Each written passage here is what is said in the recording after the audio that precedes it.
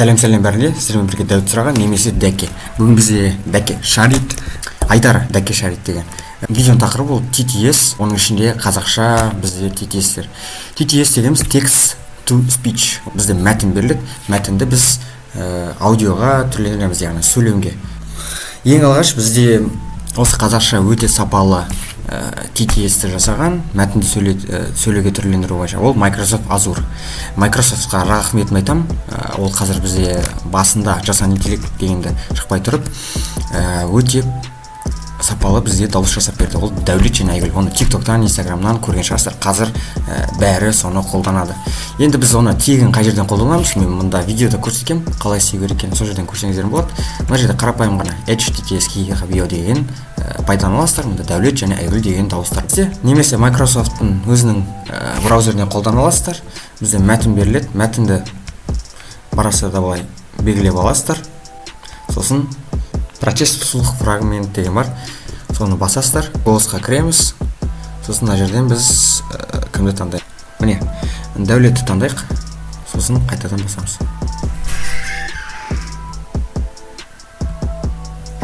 041 генерация нәтижесі жұмыртқалы ғой. Білесе Telegram боттарды айтсам болады. Бізде Қазақстанда жасалған екі Telegram бот бар, мен білетін. Бірінші өзім жасаған Telegram бот. Екінші бізде тіл қазына деген ұлттық ғылыми практикалық орталығы тарапы әзірлеген Telegram бот. Екеуі де жәнегі Microsoft-тың қолданады дауыстарын, Дәулет және Айгүл деген ер дауыстарын. Мен көрсетіп жіберейін. Міне стартты басамыз. Сосын мына жерде сізде төменде мәзірде екі дауыс шығады, Дәулет және Айгүл деген. Айгүл таңдасақ, ошолы Дәке Шарит, міне. Дәке Шарит. Аха, жақсы.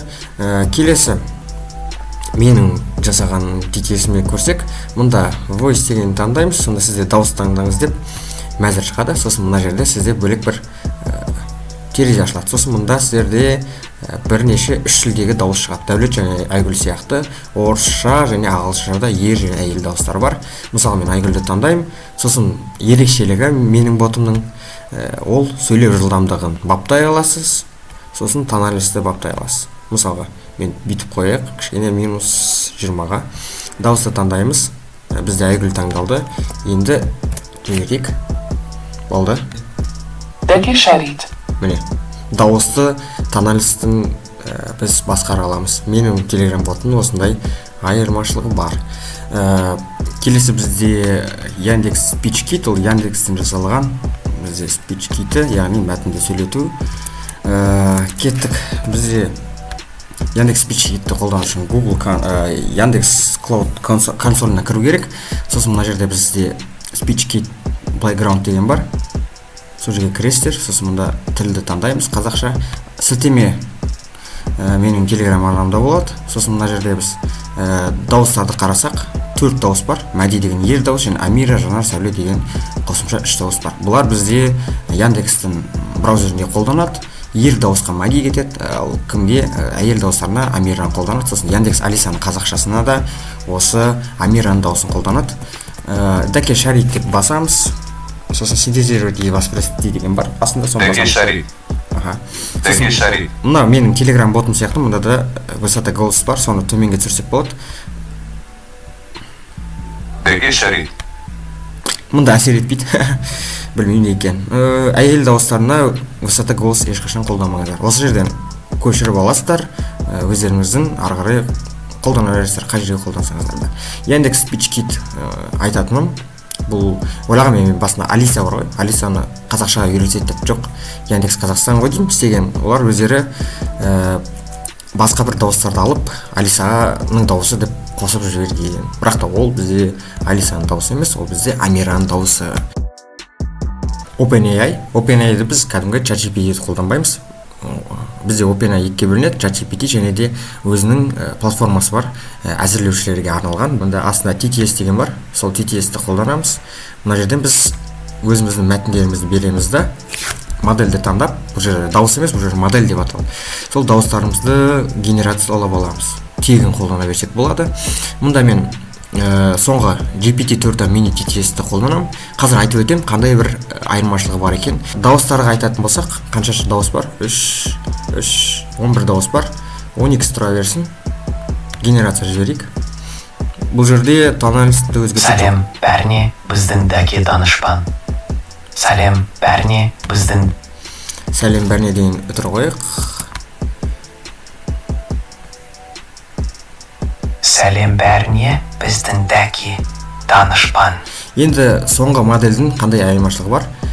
Ол instruction бар, яғни біз speak with this, whisper дедік, whisper деген ол ақырын тыныш қана сөйлейді, солай жасайды. Ал басқа модельдерде ондай настройка жоқ. Мынау соңғы предпоследний модель, онда жай ғана қазір көрсетейін. Сәлем бәріне, біздің дәке данышпан. Нейтрально айта салады, сәлем дейді. Ешқандай да бір шынайылық жоқ. Ал мұнда бізде GPT-4 ментилес, ол бізде келесі бізде сөйле. Енді Яндекс, OpenAI, Microsoft деген шетелдік компаниялар ғой. Олар айналысып жатыр, енді қазақша дауыс қосқандарына рахмет. Алайда бізде өзіміздің өндірісті жасалған Назарбаев университетінде ISAI деген бізде жоба бар, корпус бар. Солар бізде жасанды интеллектпен айналысады, яғни нейронный сет, анау солармен айналысады. Сол жерде ISAI-дың сөйле деген жобасы бар. Соның сіздерге екі таныстырмасын айтсам болады. Официальный API бар және де non-официальный API бар. Яғни өздері берген API және де мен жасаған non-официальный API. Біреу сөйленің қазір істемей тұр сайт, соның API бар, соны қолданады. Одан кейін келесі екінші ISAI-дың андай бізде сайт бар, сол жерде жасайтын. Бұл да істемейді, себебі қазір көрсетейін. Продолжить етсек, дауыс бізде қайтармайды. Енді осы екеуінің де бізде қалай жасалу керек жолы менің GitHub-ымда жарияланған. Жақсы. Келесі мұнда мен сөйледен кейін келесі Google-ға жетпей тұрып өзімнің жасаған емді көрсете салайын. Бұл бізде Character AI деген сервис бар. Бұл жерде өте қызық жоба.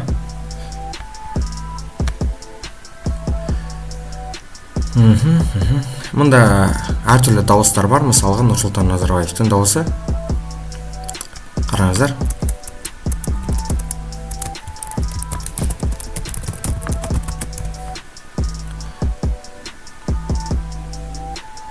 Міне. Мен жақсымын, рахмет. Сен кімсің? Міне, бұрын қазақша қолданбайтын, қазір қазақша қолдайды дауыстарды. Енді біріншіден мен осы жобаны көрген кезде ойыма не келді? Осының мәтіннің қалай text to speech-ін қалай жасаймыз деп. Солай іздедім бірнеше жыл бойы. Анадан сұрадым, мынадан сұрадым. Ең соңында осы Character AI-дың text to speech-ін өзім жасап шықтым. Character AI TTS деген және де тұлға TTS деген. Екеуіне қандай айырмашылығы бар? Тұлға деген ол бізде бірнеше ғана өзім енгізіп қойған дауыстар бар. Ал мына жерде бізде бүкіл дауыстар бар. Мына Character AI деген сайт бар ғой. Сол жердегі барлық дауыстардың мысалға Илон Маск барлық сіз осы жерде мәтінін дыбыстай аласыз. Осы Character AI TTS деген немен жобамен. Бұл енді менің ең алғашқы әлемдік жобам. Кеттік ағайын, келесі бізде Google. Google-дың бірнеше text to speech-тер бар. Ең алғашқы бізде ол бұрынғы қолданып жүрген ол мынау. Сәлем. Бұл енді өте нашар. Көрейік. Hello. Алтыншасы кішкене нормально болады. Енді Google-дың біздің бірнеше text to speech бар. Соңғы шыққан бізде ол Native Speech Generation 2025 жылы өздерінің презентациясын өткізген кезде осы Native Text to Speech-ті көрсетті.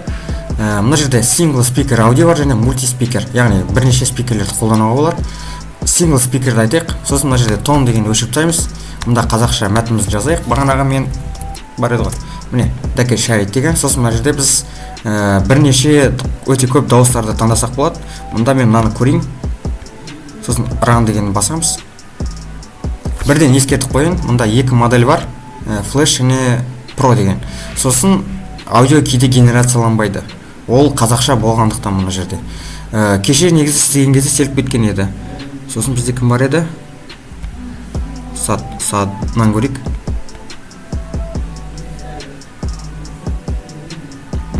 Жасалмады. Аттарын жаттап алыңыздар, қазір керек болады. Мысалы Орус деген.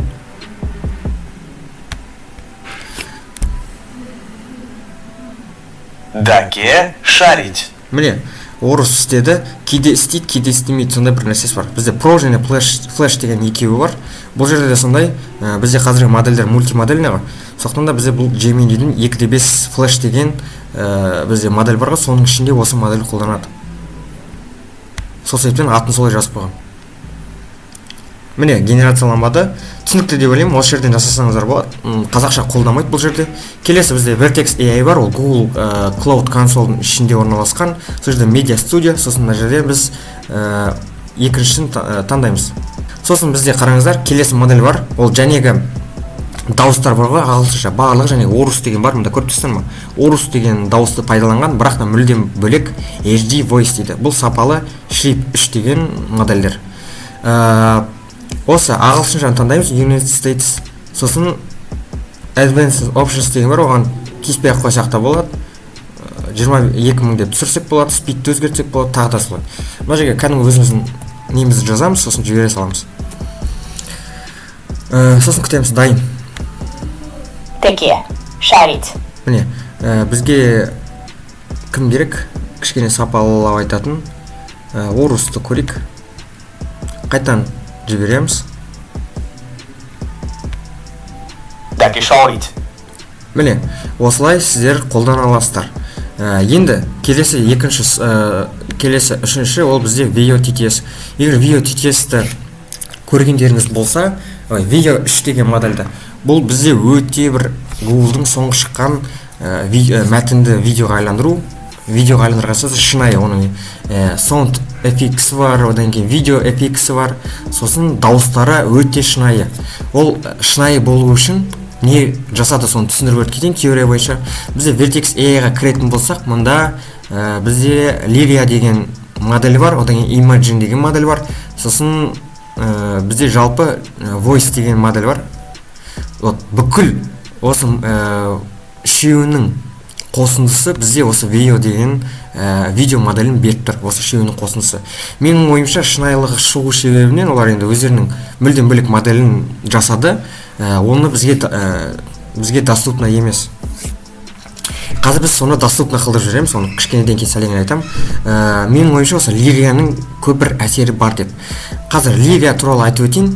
Liviaдан 2 деген моделі өте бір ауқымды модель. Кеше мен бір қызық эксперимент жасап едім. Видео түсіріп отқан кезде кеше ол видеом өшіп қалды, байқамай. Міне, Livia 2 үшін осылайынан промпт жасап аламыз. Ctrl+S-ке кіреміз. Сосын біздің Vertex-імізге келеміз, бұлайынан қоямыз. Результатысқа біз біреуді қоямыз, негатив промпт жазбаймыз, жетеді. Сосын бұлай жібере саламыз. Сіздерге қазір түсіндіріп өтейін. Менің ойымша осы Livia 2 өте қатты әсер етеді шынайы дауыс болу үшін. Немесе бізде мүлдем басқа модель бар. Vio'да мүлдем басқаша, Vio 3-те мүлдем басқаша не қолданады? Модель дауысы. Қазір біз сіздерге сол модельді қалай алу керек екенін айтамыз. Сіздерге деп, сендерге айтамын ғой, короче. Міне, дайын болды.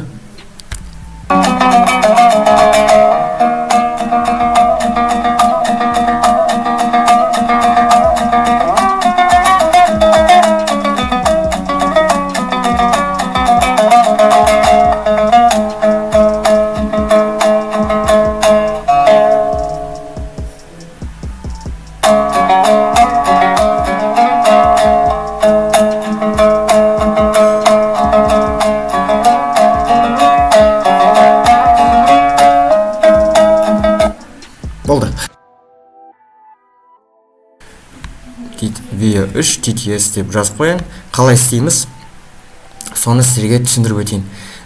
Жалпы бізде Gemini'ге кірейік. Gemini, сосын сіздерге айтайын. Replit емес, қалайды? Replicate.com Vio 3 API бар. Мұнда қараңыздар, Мында видео бізде про несін сатып алу керек, бір ай тегін береді. Видео 2 тұр, видео 3-ті қолдану үшін бізге не қолдану керек? VPN қолдану керек, Американың сетімен болды. Сосын страницамызды обновление жасаймыз. Бізде Яндекс браузерінде редакциялау деген бар үстінде. Мен соны қосып алып, өңдеу дейді, немесе қазір аудармада керек болады. Енді біз қалай жасаймыз? Онда видео 3-ті видеосын қосамыз. Күніне біз 3 видео жасай аламыз, сосын 8 секундтан. Енді бізге TTS-ті қалай жасау керек? Логично, бізде официально TTS жоқ. Сол себептен де өзіміз апход жасаймыз. Апход деген сөз өтіп кетеміз айналып. Қалай өтеміз? Бірінші, мынандай промпт бар. Мына промптты қоямыз. The black drop is silent, save for the soft, familiar voice, бірдеңе grandmother, to speak on the Kazakh language дейміз да. Мында біз мында қазір көзіңіздер. Гениальность не дейді ғой, простое решение дейді ғой, сол неге маған орын бермейсіңдер? Деп айғайлап қоямыз. Сосын мына жерден аударамыз ағылшыншаға.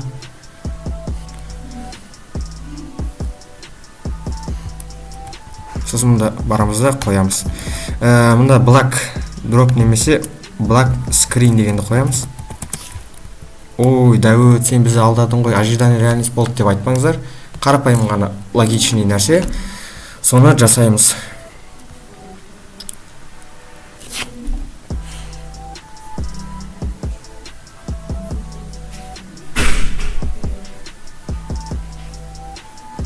Одан кейін тағы да бір жасалғанша айтып өтейін, қосымша ақпарат.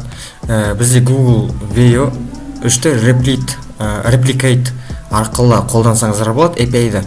Біз жәнегі логиканы қолданып отыр, осы өзімнің немді жазып шықтым. Осы replicate API-ді қолданып Video 3-ді қолданамыз да, Video TTS-ті жасап шығамыз. Ол жобаны қазір салам. Әзірше істемейді сайт, себебі біз ненің VPN-мен отырмыз. Или бұлай бірден көрсете берсем де болады шығар, ауыр болып өтпесе. Өзімнің кешегі жасаған код. OS кодты ашамыз. Мында Video TTS деген жобаны тастадым.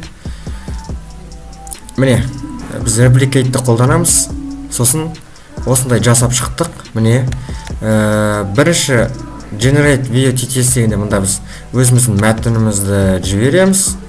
Мына мысал жай, сосын voice-ті таңдаймыз, сосын тілді таңдаймыз. Сосын барамызда, мында трансляция не жасақ қойдым мен, Google трансляторды. Ол Google транслятор бізде кез келген мәтінді ағылшыншаға аударып жібереді. Мына жерде grandmother болса she деген қосылады, female болса she, grandfather болса he, male болса he. Сосын барамызда мында the black screen is silent, save for the descriptor деген міне. Әрбір ненің өзінің дауысының дескрипторлары бар. Сосын subject ол бізде he, she-лер, length деген ол тілі. Сосын translated бізде жәнегі аударылған ағылшынша кетеді. Сосын ол бізде replicate арқылы видео жасалынады. Видеодан кейін біз оны көшіріп аламыз да, оның аудиосын бөліп жазамыз. Сол кезде бізде 8 секундтық өзіміздің TTS-іміз дайын болады. Гениальное решение.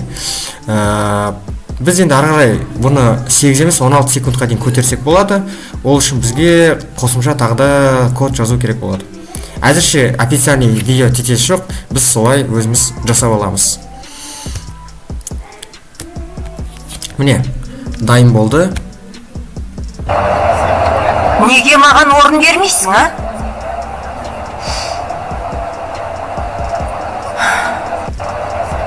Міне, бізде black screen is silent. Мұнда black screen дегеніміз өтпеді. Жақсы, түсінікті деп ойлаймын. Осылайынан жасап аламыз. Мұнда black screen деген болмады. Жақсы. Келесі шансымыз. Мен кеше жазған, күтіріңіздер, кеше жасаған едім, қара. Мұнда жасап берген еді, қап-қара қалдыр. Балам. The Black Drop. Келесі The Black Drop дегенді көрейік. Дайын. Запись болып отыр ғой ма? Болып отыр ма? Аха, болып жатыр. Біздің видео дайын.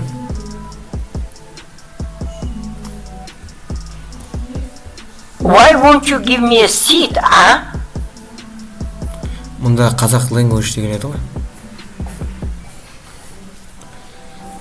Why won't you give me a seat, а? She speak on the Kazakh language. В общем, осылай. Енді біз толықтай 8 секундтық жасау үшін мұнда тайм-кодты жазу керек шығар. 0-ден бастап осылай 8 деп. Ары қарай өздеріңіз кодты алып көрсеңіздер болады, істеп көрсеңіздер болады. Кеттік.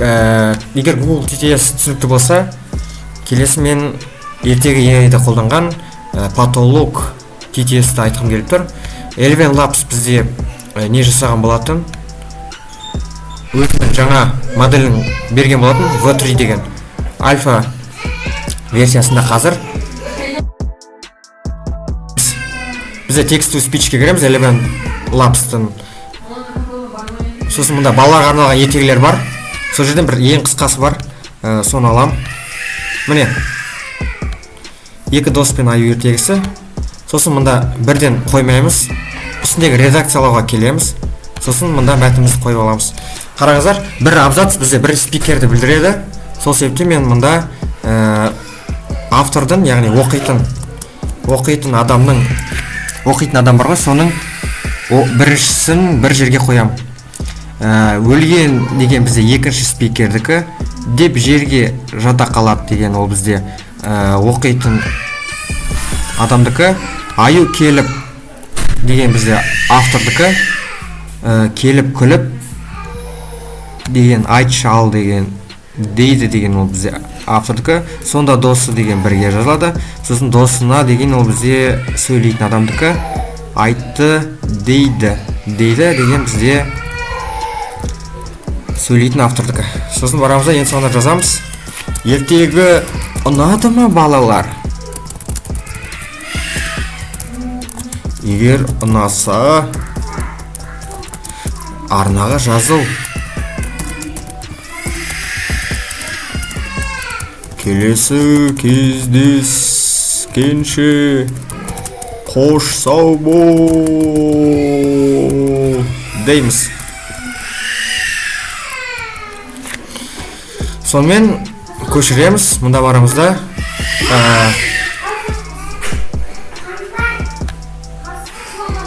Ctrl-V мен қоямыз.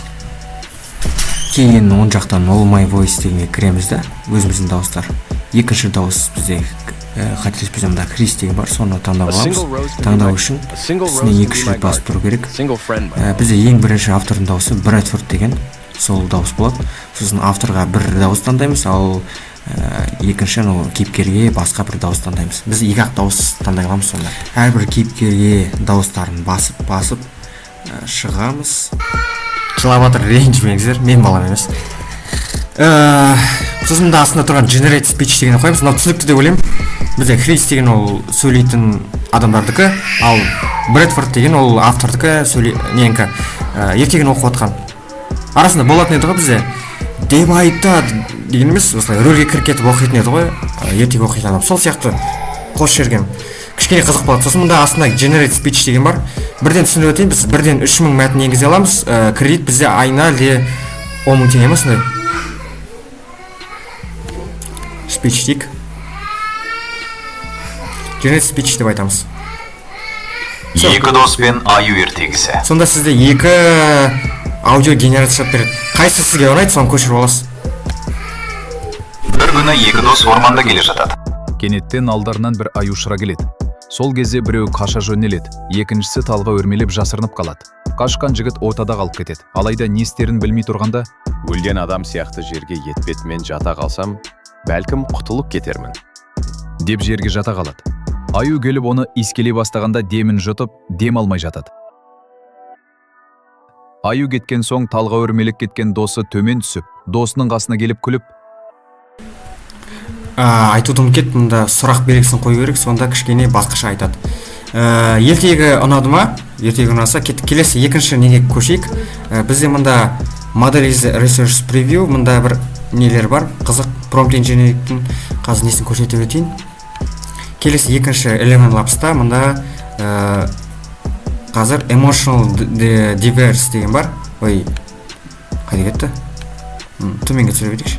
Мында Voice Related the Text Control. Бізде тегтер бар. Мында бағанағы OpenAI сияқты Louds, Heard, Start, Lowing деген сияқты. Қазір мен артқа қарай Ctrl-Z деген жоқ мұнда. Жарайды, өше салайын. Мұнда Birdfoot'пын. Сәлем. Қазір сәлем, балапан. Мұнда немізді қоямыз. Тік жақшамызды. Соның ішіне Whisper дейміз. Whisper. Сәлем, балапан. Сосын мұнда Pause дегенді қоямыз. Тоқтайды кішкене. Сосын қал жағдайың қалай. Сосын қайтадан тік жақша ішіне Low дегенді қоямыз. Lows дегенді қоямыз. Сосын мұнда жазамыз. Сені сағынып қалды деп ойлайсың ба? Сұрақ белгісін қоямыз. Сосын мына жерге Generate Speech дейміз. Болды.